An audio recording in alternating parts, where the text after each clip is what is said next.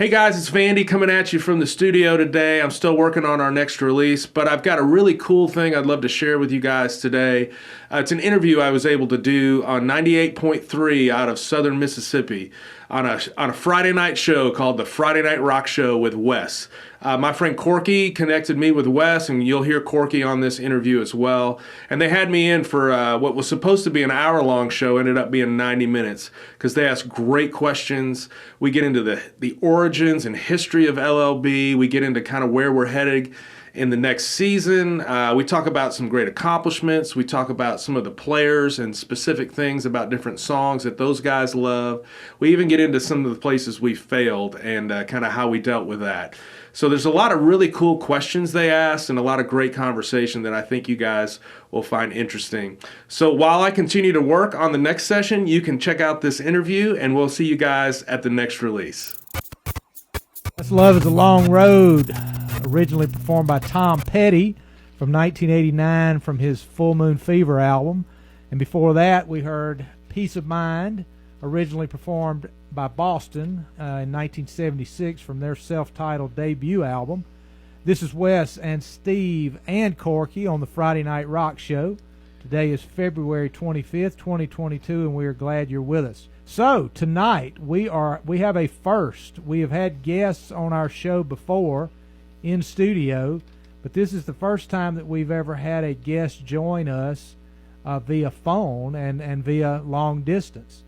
So tonight our guest is Mr. Michael Vandermark, also known as Vandy, of the Lexington Lab Band. And the versions of those songs that you heard, although practically identical to the originals, were performances by the Lexington Lab Band. Again, Peace of Mind from Boston and Love is a Long Road from Tom Petty. So at this point in time, I want to bring Vandy in and introduce him to our audience and let him tell us a little bit about the Lexington Lab Band and how it came together. Vandy, thank you for being with us tonight. Well, I'm up here in Kentucky, and I'm happy to be on with you guys, and really grateful for inviting me and supporting the band. It means a lot to me. So absolutely. Thanks for doing this. Absolutely. Well, Corky Curley, who's here with me, has gotten to know Vandy just via social media and over the phone and such. He discovered the Lexington Lab Band via YouTube, and he turned me on to the Lexington Lab Band, and practically everybody he sees, I think he turns on to the Lexington Lab Band, which is a good thing. And I started watching the videos. Then I got Steve to watching the videos, and then Corky had the idea that maybe we could get lucky and get Vandy to join us one night, so here we are. So Vandy, if you would, just kind of tell us the story of the Lexington. I realize it's a long story, but kind of tell us the story of the Lexington Lab Band, how all this came together, and give us a little bit of flavor for what you guys have done in the past. Yeah, so I'll try and be real succinct because it's quite a story, but I've been a musician my whole life and played in a lot of bands coming out of college here in Lexington, and then I started having kids, and that nightlife didn't really work for us. Yep. For me and my friends that were that age, and we were like, well, what are we going to do because we want to play music? And I saw the show on, at the time, I think it was on maybe just the internet, but it was live at Daryl's house with Daryl Hall. If you've ever seen that, he brings in guests and he does some of his songs and some of their songs. And I saw that one night when I was on vacation with my wife, and I thought, well, man, we could do something like that. I know some video guys. And at the same time, we were also talking about just putting a band together that would play like an entire album. And I thought, well, who in Lexington is going to pay money to come out and hear us play a whole album? And so I just kind of thought, let's combine the two ideas. Let's play 4 or 5 songs from one artist. Let's film it. Let's put it on the internet and see what happens. And so we did the Doobie Brothers in 2013. We filmed it in April. It took about 4 months to get it done, and we released it. And at the time, we thought it had a great response. You know, we had like a couple thousand views, and we were like, man, well, this is something, you know. And looking back now, that was really not a whole lot, but it just gradually grew. And so the idea originally was to have 5 of us kind of core members and we were bringing a guest or two to kind of fill out the band, usually a singer or like a specific guitar player that had a certain style that would work. And we did that for about 5 years, and as with everything, it grew a little bit, and we added some live shows, a once-a-year live show that we started in a 500-seat room, and then we moved to a 1,000-seat room, and we sell that out every year. This last year, we played to 1,600 people outside. Wow. We just do it once a year, and we try and do like 3 hours of coverage. It's wow. pretty fun. So is that held during the summertime or the springtime when I assume if it's an outdoor? It used to be late fall, but with COVID, we knew we couldn't do anything indoors. We had to skip a year, and one of the guys in the band, his parents own a farm where they used to have a big old Christian music festival. So there's a stage, and so we did it Labor Day weekend last year out there. Perfect. Had food trucks and all sorts of stuff, and so we usually do about 30 songs, and it's become quite the thing too. Road trip. That's kind of aside from the vision, but in 2018 I was kind of wearing out on it, and we took about 6 months off, and then we came back. And some of the other guys had kind of, it was a lot of work for us. Sure. And so we've kind of gone away from the core member thing, and now we just put a band together of just whoever for each episode. And then in 2020, of course, everybody went inside and was only on the internet, and we went viral on YouTube, and we went from 1.5 million views total in 2020 to now we're at like 38 million. Yeah. As of talking to us. So in a couple of years, you could do the math. I'm not good at math, but it's a large percentage increase. Yes, that's an explosion for sure. That's the long and short of it, man. Well, Corky was actually, first of all, when you said Labor Day weekend, he looked at me and said road trip. So you may be meeting us in person. Hey, we've had them come from. We've had one guy that's come to every show from England. Oh wow. He's crazy, has a lot of money, I think. And then we've had people from Minneapolis to Connecticut to Oklahoma to Texas. I'd say half the people at the show are from out of state. That's incredible. Yeah, Corky was. It's really wild. Corky was telling me on the drive down tonight that he was pointing out to me that you had like 115,000 subscribers to your YouTube channel. Yeah. Vandy, tell us about the Play Button Award, the Silver Award that y'all just got. Yeah. So any YouTuber that passes 100,000 subscribers gets one of those. There's gold and maybe other ones, but it jumps up to 1 million. So after 100,000, you got to wait till 1 million. So we'll be a while before we get the gold one. Yeah.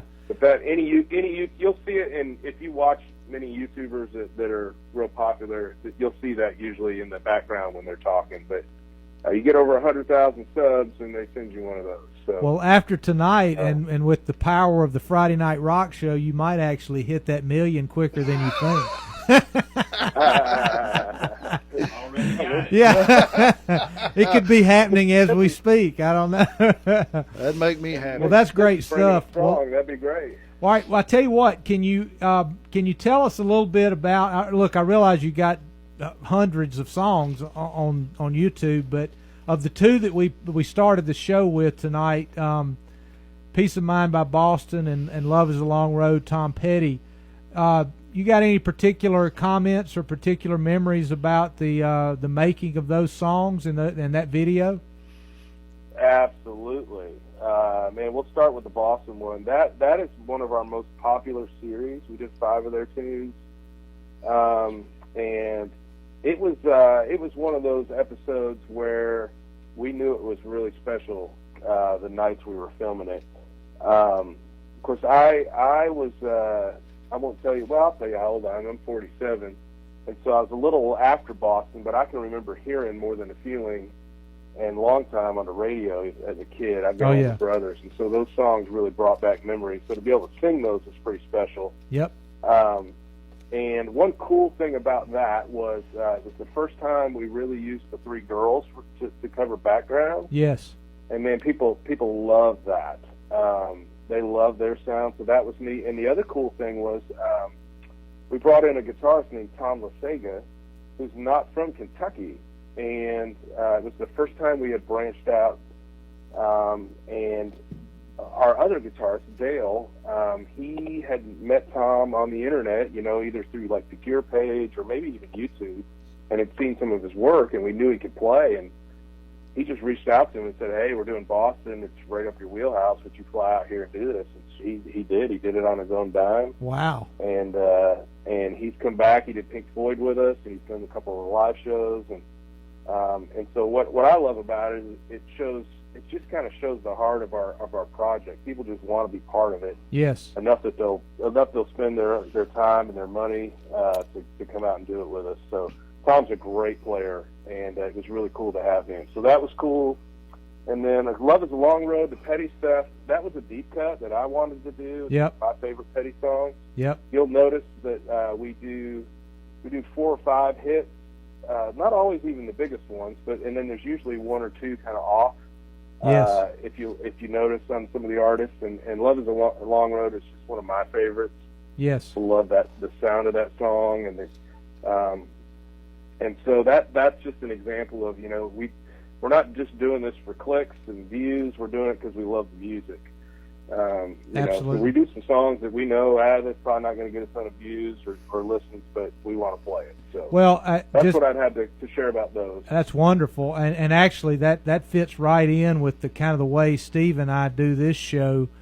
We love all the hits, we love all the classics, but we really like to focus on the tunes that are deeper tracks that are great tunes to us that maybe are not right on the tip of the tongue of the average listener out there. So that in fact you can probably tell from some of the choices tonight that we a good number of these are, I guess, what you would call deeper tracks. You got the classics, but then you got a good mix of the deeper tracks as well. I did want to ask you one quick question, and that is, do you do a lot of radio? I know I've seen a lot of interview stuff on YouTube, but have you done much as far as commercial radio as in interview situations like this?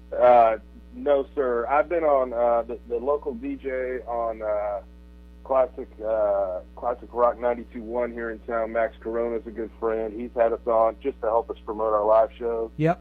But that's the only time my whole life I've been on the radio. It's 3 times with him and once with you. All right.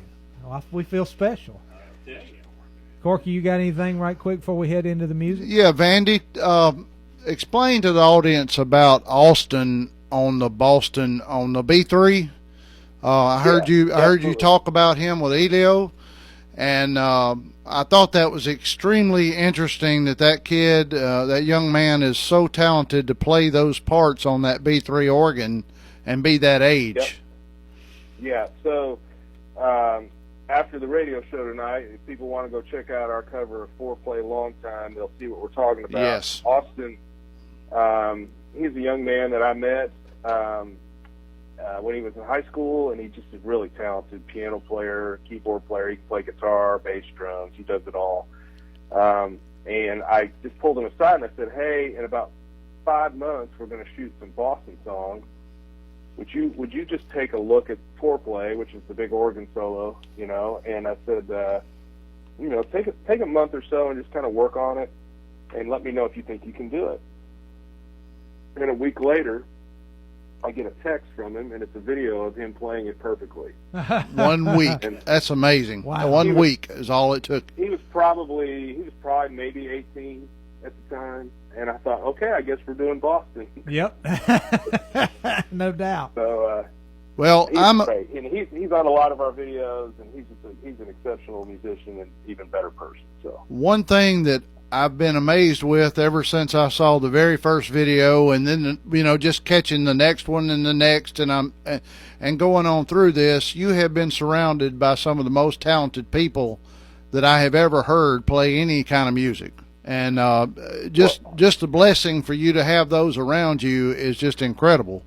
Absolutely. I even see y'all listening to each other in the videos. If you watch the videos real close, if somebody plays something, I'll see one of y'all looking over, like, did that guy really do that? That kind of thing, you know.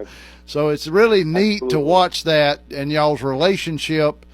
And you have worked with so many different people at this point that it just blows my entire mind that you have put this together in the way the puzzle has all come together right here. Yeah, no doubt. Well, and I could say a million things about all of them, but as good a musicians as they all are, they're even better people, I promise you. Wonderful. Right. We have a special community, so yes. It's great to be a part of. Yes. Okay, we're going to go with a female voice now, and Corky, I think you said this lady's name is Jessica McKinney. Okay, Jessica McKinney on lead vocal. Vandy, she stuck out to me too because of Ann Wilson, the connection and the Heart on those. I grew up as a kid listening to Heart back in those days. Remember listening to them on the radio, and I've heard Ann live. And she is the doppelganger, if you will, of her voice. Incredible talent there in that. And she also did Led Zeppelin for you too. And I think you said that you got criticism for her being a female and doing Led Zeppelin as well, which I don't know why people would do that, but just. She has an incredible voice, which we just heard as well on the Boston tape as well. Well, let's hear her on "Crazy on You" from 1976, originally. Yeah, just listen. That's all. Dreamboat Annie album. This is the Lexington Lab Band with "Crazy on You" on the Friday Night Rock Show.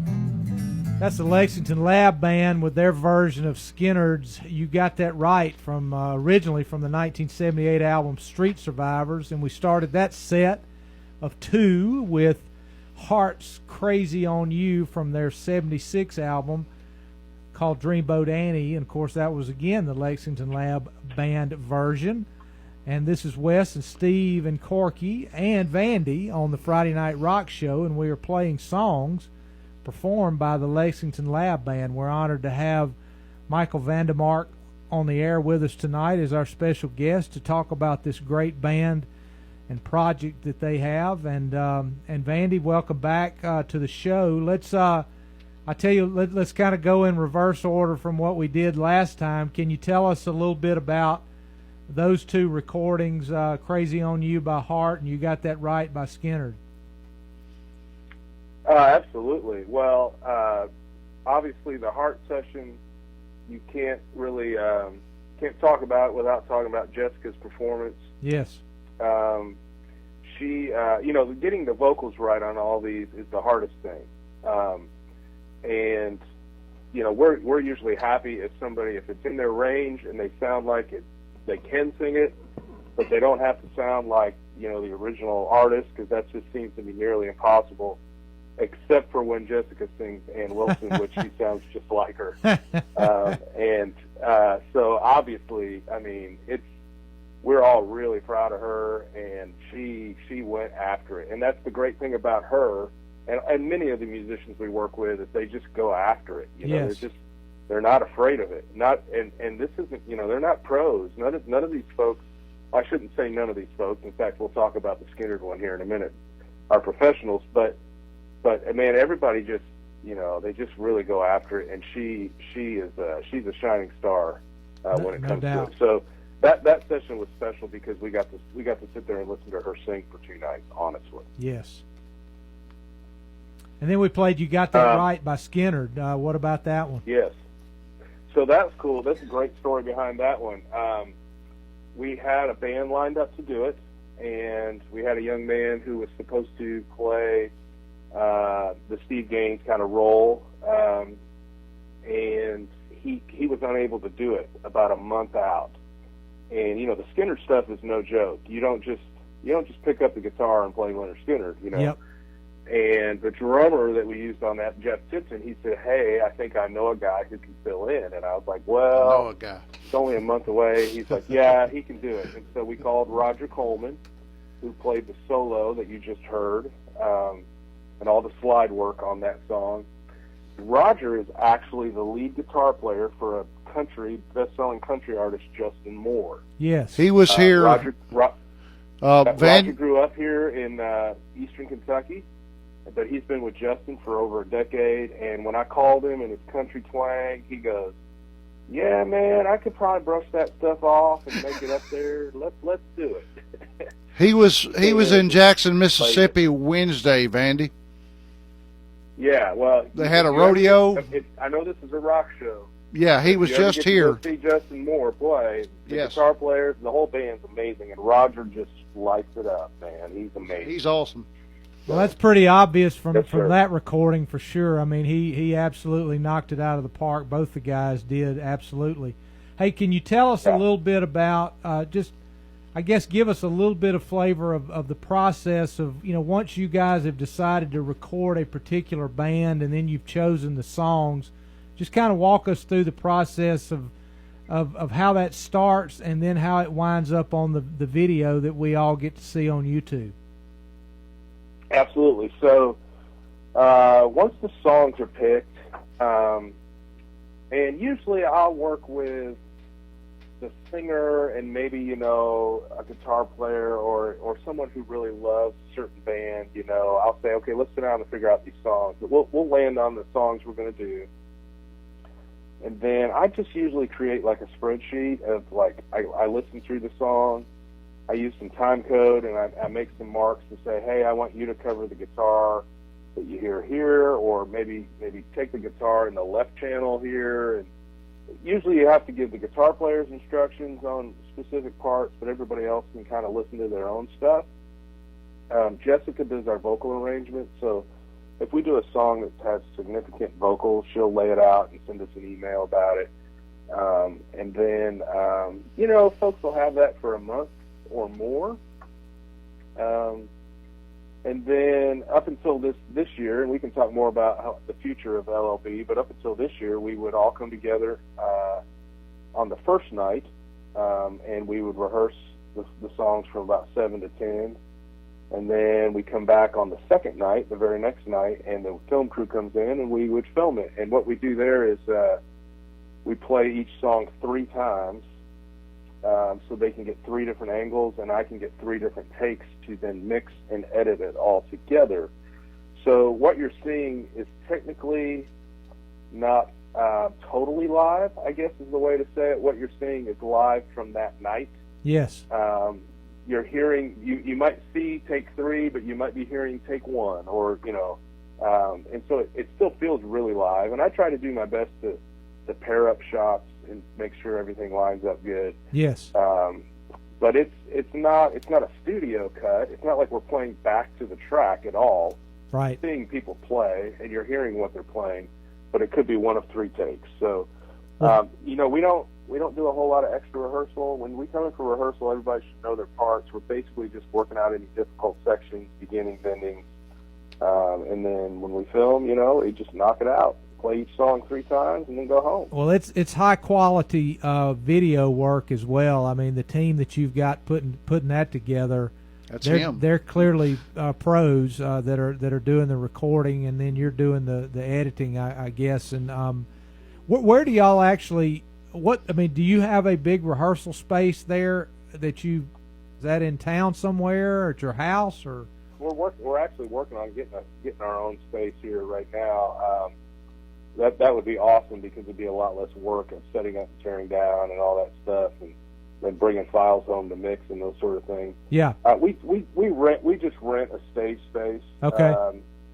We have one that we consistently use, but okay. We've gone some other places, so it's just a large stage space. We just turn the lights on and bring in our recording gear and let it rip. So. Do you have we were watching the video that you had, the interview you were doing with Elio, and of course that was a Zoom type setup, it looked to me like, and you looked like you were in a studio. Do you have a home studio, or where was that? Yeah, I'm sitting there right now. Yeah, okay. Oh, cool. My basement.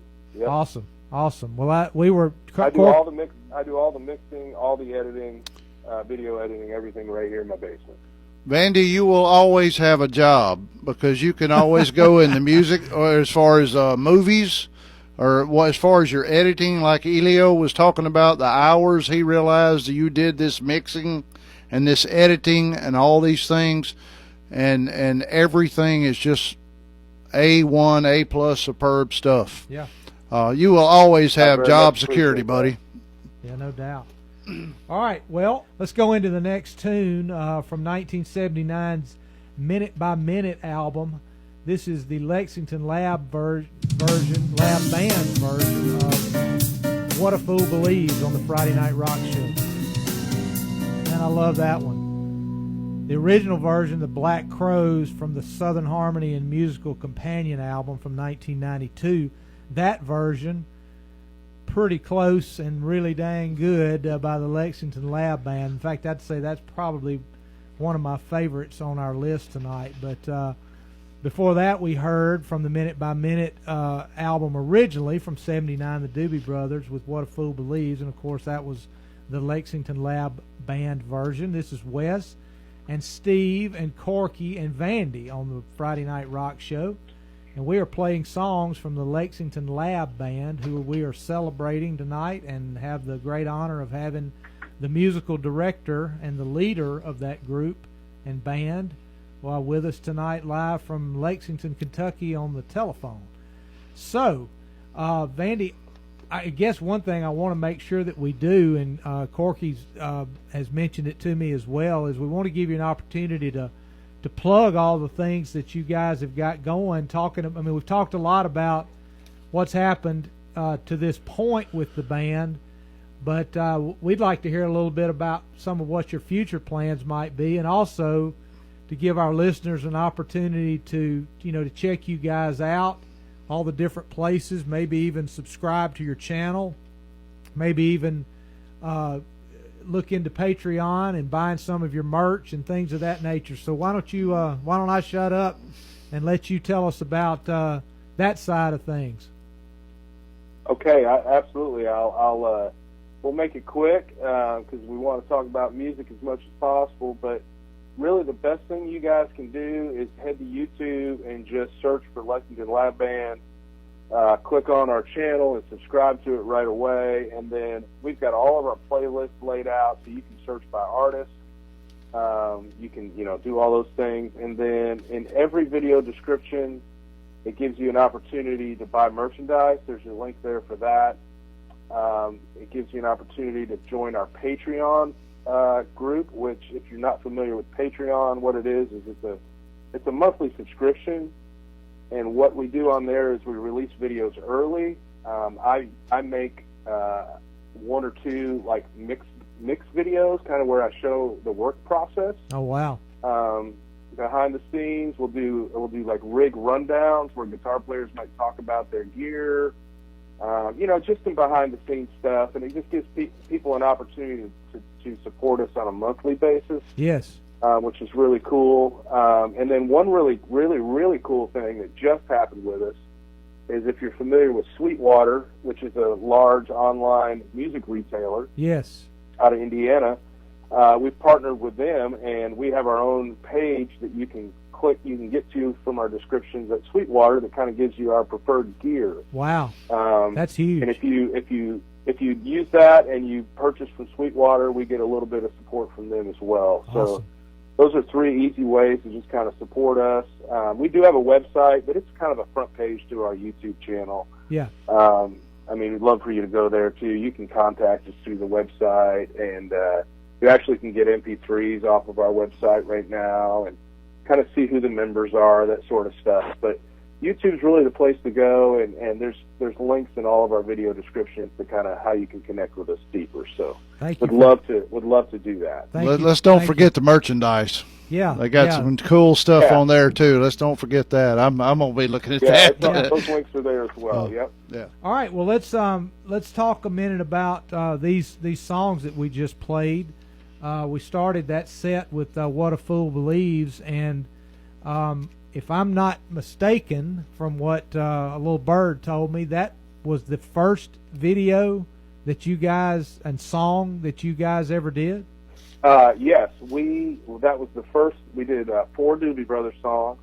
I'm not exactly sure that was the first song we did.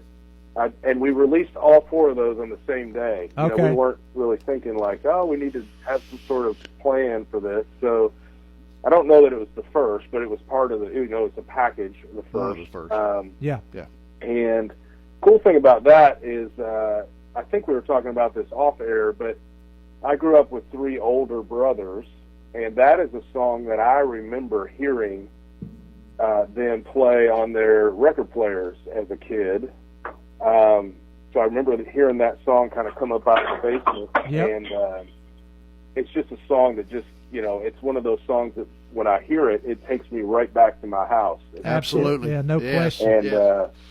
And so that man, that was a special song, and it has some magic. Even though it was the first one, it feels great. It looks good. I mean, I'm still really proud of it. So that was a great way to start this whole process. No doubt. You know, one thing I always do, I haven't done it tonight in the interest of time, but I always like to highlight who actually wrote the song, Kenny Loggins, and who I was going to say, and who produced the song. Yes. Because, you know, those are a lot of times they're names that you recognize, but a lot of times those are the people that you don't recognize their names, and you probably couldn't pick them out of a lineup, but they're the real. I mean, obviously the performers are a huge part, but you know, I love to highlight those guys, and that was what I was going to say, Corky, is I never realized that Kenny Loggins had a co-writing credit on What a Fool Believes. Yes, and he also performed it, and he, you know, it's like there's like a Kenny Loggins version over here. Oh, I didn't know that He did it either. live, and you know, the Doobies, they did it as well with Michael. Yeah. You know, and that it's like a lot of these songs we're sitting here listening to, plus the 214 other videos that Lexington Lab Band has got on there.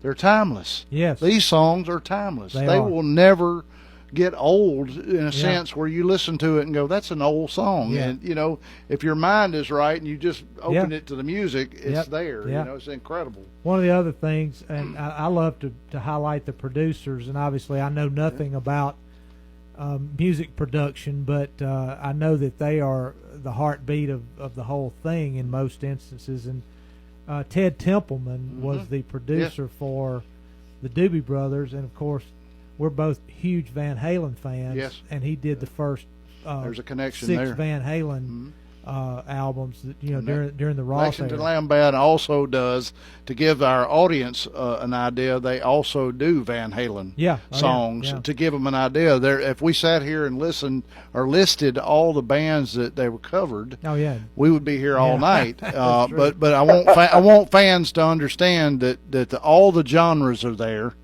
including country.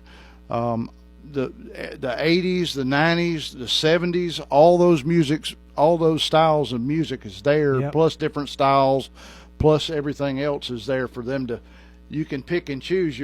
I spent one night literally just one song after the other, just amazed at the different things that were on there, and I was like, "There's no way these guys covered these." Oh yeah, there they are. It is. You know. Well, Vandy, tell us a little bit about kind of what you've got planned for the future with the Lexington Lab Band. Yeah, you know, it's interesting to hear you talk about all the different genres, and we certainly our most popular videos kind of hover around classic rock and guitar-driven songs is probably what we do best. But I grew up a little bit later than most of the classic rock, and so when you hear us do some 80s or some 90s, that's probably coming from my influence. But starting this year, we're going away from releasing 4 or 5 songs from the same artist, and we're just doing 3 great songs each time we get together that work with the lineup that we've put together. And so you're going to see a lot more diversity, probably a lot more popular songs, but from very different, various.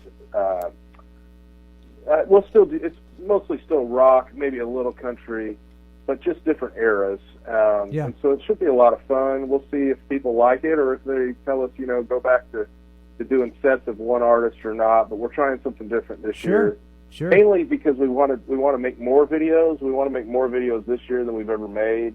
and we want to have more diversity. So I'm excited. Yeah. You know, it's put a little bit of new life into the musicians, and people are pumped and ready to try some new things. So hopefully it'll be good, you know. Well, I'm sure it will be, and we all look forward to it for sure. And you said this, I think, already, but I want to make sure that we, from the time, I guess the concept of doing a particular song, when it you know comes to life in your mind, the time period from when that happens to when we flip it on YouTube is generally what? And maybe there's not a one size fits all, but no, I'll tell you what the quickest is, and then maybe what is more normal. Yeah, some are more complex than others. From the time I tell the band, get the band confirmed, and tell them what songs we're doing, till we film it is usually about 5 or 6 weeks, and then I've gotten a song out as quick as a week, but it usually takes me about 3. okay. So we're talking anywhere between 7 or 8 weeks to 10 or 12. Got it.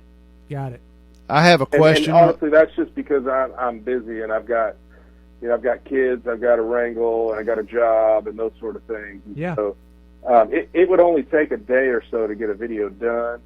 Some days I just can't get to it. Sure, absolutely. So, Corky, did you say you had a question? Vandy, right off the top of your mind on that subject of time and doing these songs and things, just off the top of your head, what has been the most complex song that y'all have tried to do that kind of had everybody scratching their heads and really had to work really hard on it? What was one of the most complex y'all tried to?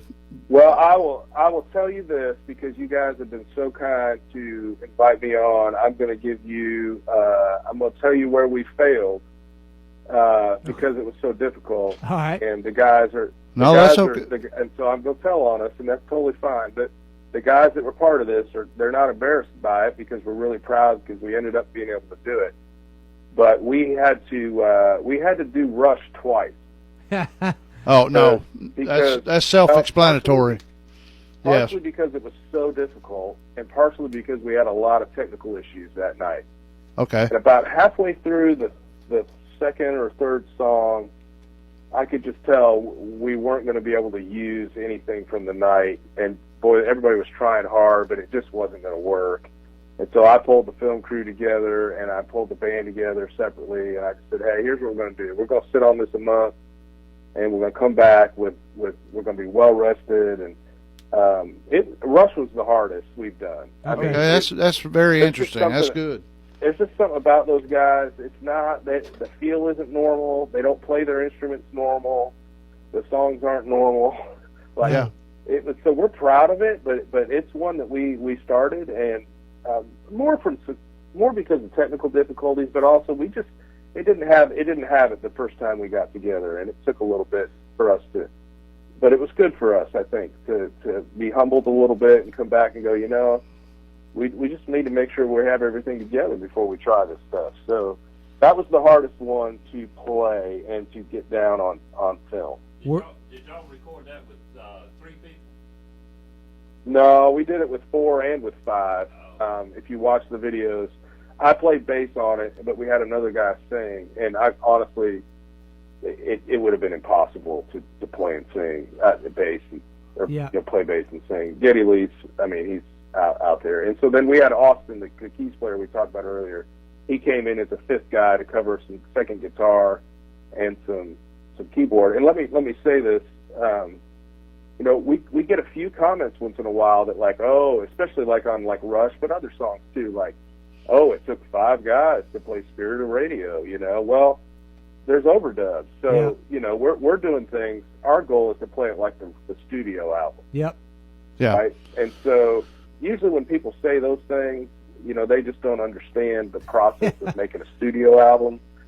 And so, if you watch the Eagles, we've got 5 guys playing guitars, and they have 3, when they do it. So, there's a lot of, we have to bring in extra people to cover things that were on the studio album because we're doing it live, So there's a lot of things that go into it that a lot of folks maybe don't totally understand when they're commenting on it.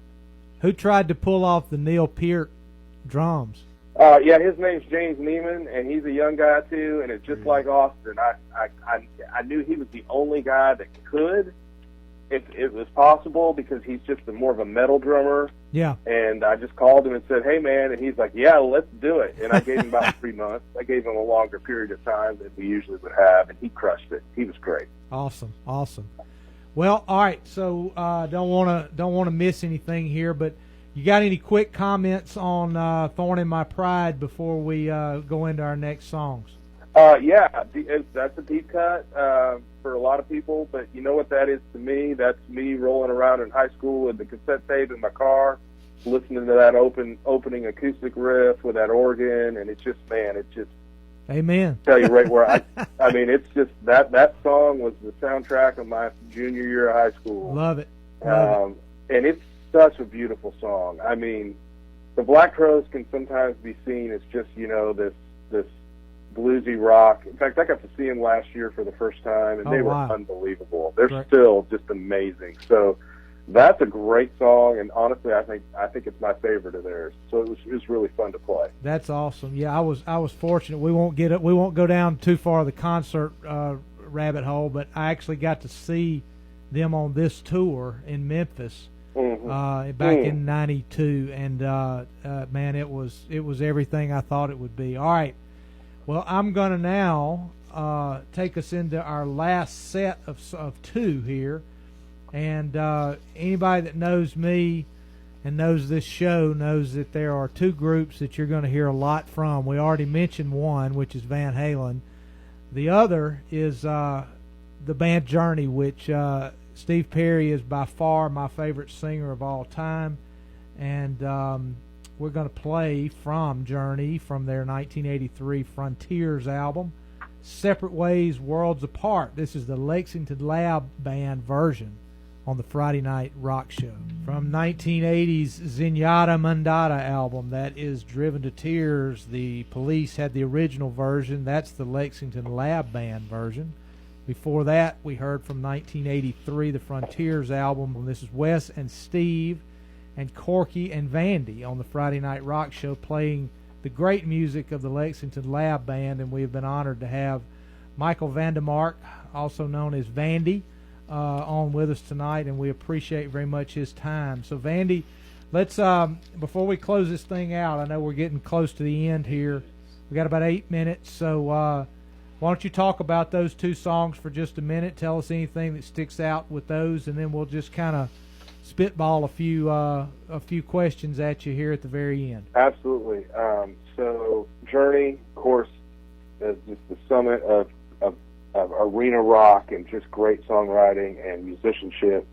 It was an honor to try and sing the Steve Perry stuff. I love that. Yep. Rob, you saw Rob on that, and Rob's he's been with us from the very beginning. He's a composer. He got nominated for an Emmy this year, so wow. It's great to have him around. He's such a good friend. And then you got to see Dale and his son play on that video. Tyler was probably a senior in high school or maybe a freshman in college doing those drum parts, and that was just a special episode.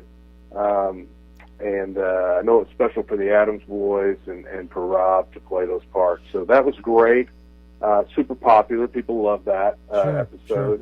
And then Driven to Tears, honestly, it's my second favorite song from my favorite band. I grew up on the Police. I was a young kid when I first heard the Police, and I love that trio. My favorite song of all time is Every Little Thing She Does Is Magic. Yep. Oh, wow. But, man, Yes. Driven to Tears is a special tune. It's so simple, but, man, it just has this magic to it. Yep. So to sing and play bass on that was, honestly, bucket list. So Yes. loved both of those videos. Yep. And, of course, Every Little Thing She Does Is Magic from the Ghost in the Machine album, which was, I think, 81, if I'm not mistaken, right before Symphony. Yeah, that's 81. All right, I'm going to throw a few questions at you real quick, and then we'll and I want to let Corky do the same. One is, have you ever had anybody associated with any of these groups comment, or have you ever gotten word that anybody that had anything to do with these songs has heard your version of them? Yes, we've had 3 brushes with greatness. Okay. Wow. The one, and I'm ashamed I cannot remember the guy's name, but he played on the Heart stuff. He was one of the guitar players. He commented on one of our videos on Facebook. Oh, wow. And I cannot remember his name. It's not Those Fisher. my ignorance. It's not Fisher. Is not his last name? Yes, it was Fisher. Okay. I can't remember his first name, but I could see him. I can visualize. It was. Okay, good. It was. That's cool. That was cool. Yes. And then the second one was the bass player, Rick Savage from Def Leppard. Oh, wow. Somebody who's a fan of ours knew him and sent him our video, and he went on and created a YouTube account simply to comment on it, which was pretty cool. Man, that is cool. Just said, "Great job, mate." And if on our channel, you can see a video with me and Randy. We actually were able to use the hammer bass that they used to record Hysteria on those tracks. So wow, Randy was able to borrow that from a guy who had bought it from Mutt Lang. So that's pretty cool. And then that's incredible. The third one, and probably the most really cool one, and again, this was on Facebook, so you won't see it on YouTube comments. You'd have to go to our Facebook page. But was Ed King commented on Sweet Home Alabama. A friend of ours knew Ed in Nashville, shared it with him, and he was very kind, but he was like, "Yep, just about got it right, guys. Good job." You know? So it was really cool. So those are our three brushes with greatness. That is incredible. That is really incredible.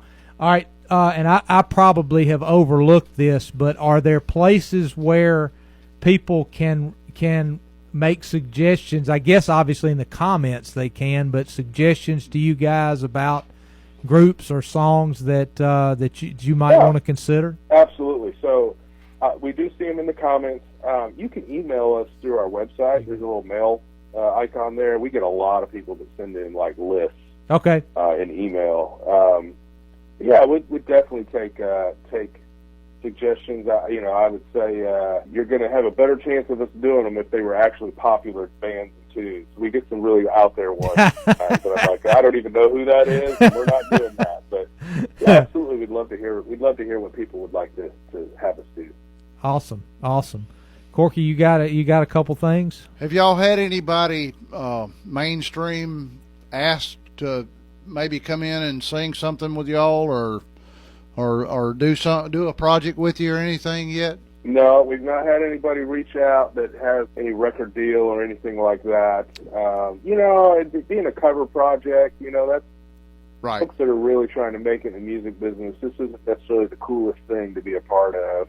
If they're looking to make a music career, this isn't probably the place they're going to start. Yeah. All right, I got one last one. I'm being the lawyer, and I'm into all this the intellectual property stuff. But do you guys? And you don't have to talk about this if you don't want to. But do you guys? I guess you have to have an ASCAP and a BMI license to cover these songs and put them out on YouTube. You actually do not. YouTube has their own processing that goes through, and when you upload a video, I'll try and keep this super simple. That's fine. But while the video uploads, it's checking for any content in it that is owned by someone else, and we get flagged on almost every one of them by the publisher, and only one publisher has ever blocked us. The Eagles blocked us because they love to block, first of all. Yeah, they block everybody.